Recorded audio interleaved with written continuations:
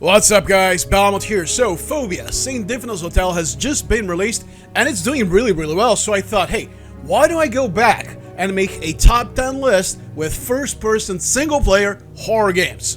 God knows I've gotten a lot of multiplayer horror crap recently. So hit the like button, subscribe to this channel to help me keep on growing, and let's get to it.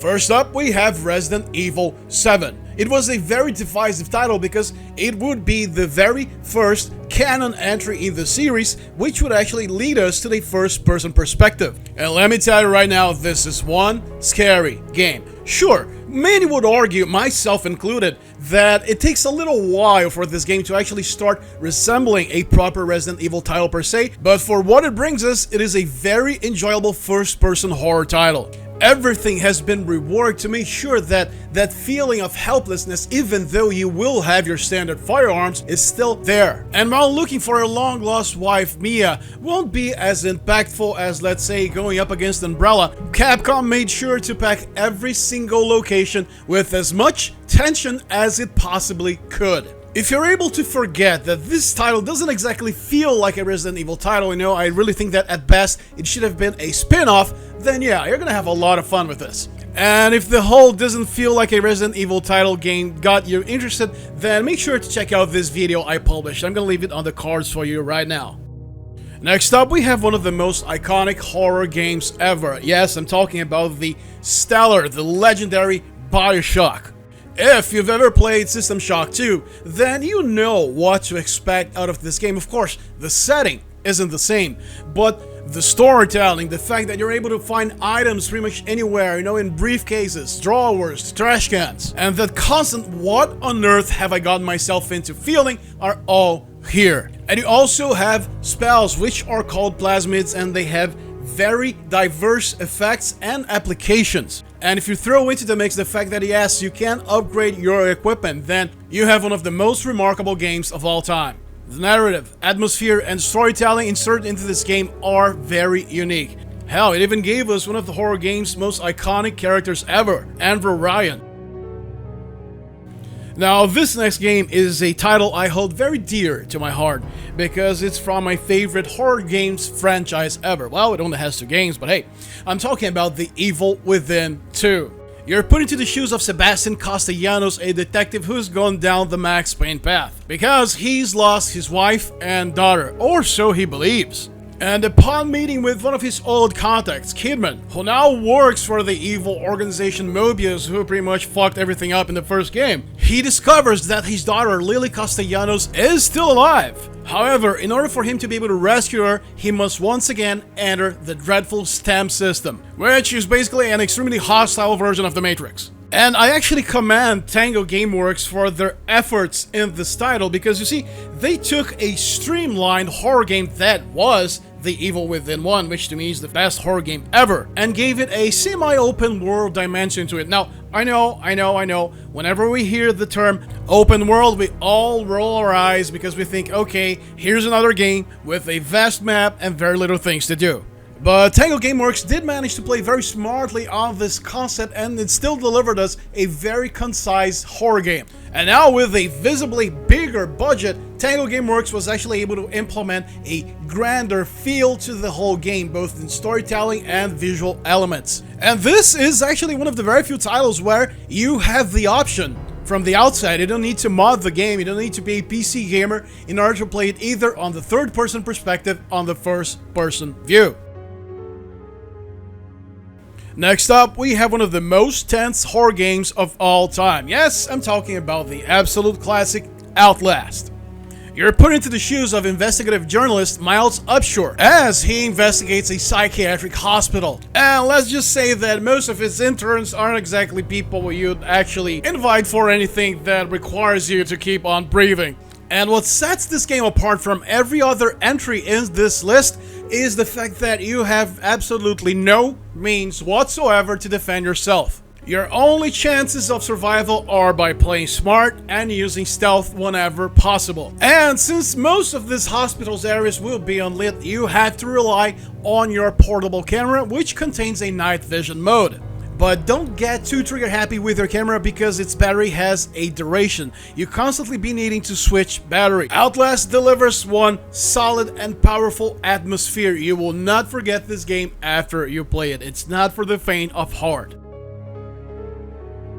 Next up, we have one of the games that actually, in my opinion, rekindled the flame of single-player horror games. I'm talking about Alien Isolation. And this title ends up being a little bit divisive because of the Xenomorph's AI. Some say it's actually too good, while other people say, hey, this is exactly how I pictured that being followed, being stalked, being hunted by a Xenomorph would feel like.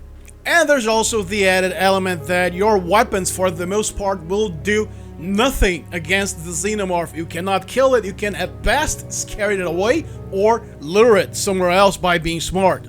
If you ever wanted to experience what being hunted by the Xenomorph felt like, well, for better or worse, this is it. Up next, we have one of the most classic horror titles of all time. Yes, I'm talking about Left 4 Dead 1. I'm gonna go with the first one. I think it's better than the second one. Now, you may immediately argue that, hey, Belmont, this is a multiplayer game. And while that's certainly the case, you can play it by yourself, and let me tell you, you're still gonna have a lot of fun with it. And unlike in pretty much every single other game present in this list, Left 4 Dead only has you thinking about one thing, and one thing alone: survival. Go from point A to point B using whatever resources you're able to find on your way. You have pistols, shotguns, rifles, different melee weapons, explosives, healing kits, it's all there. This is one of the timeless classics in the horror game genre.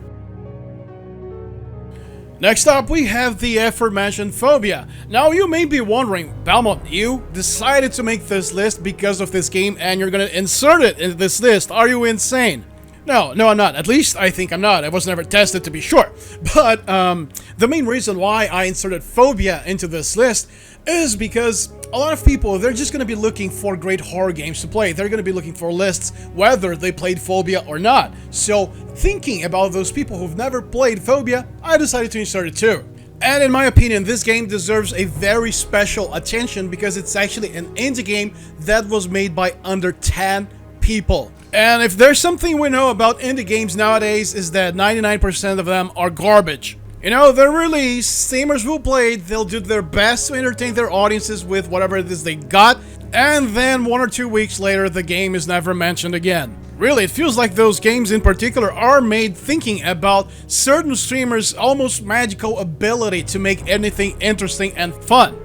However, that is not the case. In Phobia, you get a complete single-player experience, a fully fleshed out game. It really does feel like you're playing a AAA game in terms of narrative, visual quality, atmosphere. Sure, it's shorter than a AAA game, its price tag should tell you this much, but don't let this discourage you from playing this title. It unites the best of Resident Evil 7 and Outlast and puts in a spin of its own. From the outset, the story and characters hook you. You really want to know what happens next and what happened previously. So much that there will be a few instances where you actually have a flashback and play with other characters that had something to do directly or indirectly to the pitiful, chaotic, and somber state in which St. Dimphinus Hotel has been left. If you want my If you want my full spoiler-free review on it, then I'm gonna leave the link for it right now on the cards. Make sure to check it out because this game is worth any horror fan's attention. Next up, we have a game that's bound to surprise most of you just as it has surprised me. I'm talking about 2017's Sprague. Remember how I mentioned System Shock 2 a couple of games ago? Well, this game also gave me that very same vibe. It's a very exploration-oriented horror game. I really don't want to spoil things too much because if I begin explaining the beginning of the game, I'm gonna spoil some really big surprises. So I'm just gonna tell you this. You'll be in the space station, you'll be exploring this place, you'll be meeting aliens, you'll be meeting several different threats, you'll be getting very eerie and cryptic messages, and the crafting system is very, very present. Hell, this even reminded me a little bit of the first Deus Ex game, and hey, any game that actually manages to remind me of Deus Ex is a game I'm gonna beat. You have to manage your resources really carefully. You have some extra survival options that you can turn on and off. You can custom tailor to your own tastes how much you're gonna dive into this experience, how much of a character you're really gonna play. You can upgrade your weapons, you can upgrade your suit, you can upgrade your helmet, you can upgrade your own character, you know, you'll be able to get some augmentations, which will be critical for you to be able to do certain things in the game. That's why I mentioned Deus Ex. At every choice, you're going to be forfeiting something. You won't be able to do everything at once. So if you want to go down the hacker path, well, okay, but you won't be able to lift certain heavy objects, perhaps. If you like investing a little bit in stealth, well, then maybe your recovery items, they won't do that much of a good job. I really like this. I really like having to commit to a character. Really, this game feels much more like a horror RPG first-person title. Now, for our very next game, ladies and gentlemen, I give you Doom Eternal. Really, this game's reputation precedes it. Even if you've never played Doom before, then you know what Doom Eternal is all about. And the main reason why I decided to put it in this list is because, well, for one, it's an awesome game, and second, because even though its horror elements won't really scare you, you know, there's this running joke. It's actually not a joke, it's a fact that, you know, the real horror in the game are not the enemies, it's you. They took everything that worked on Doom 2016 and amped it up to 11, adding even more story to it.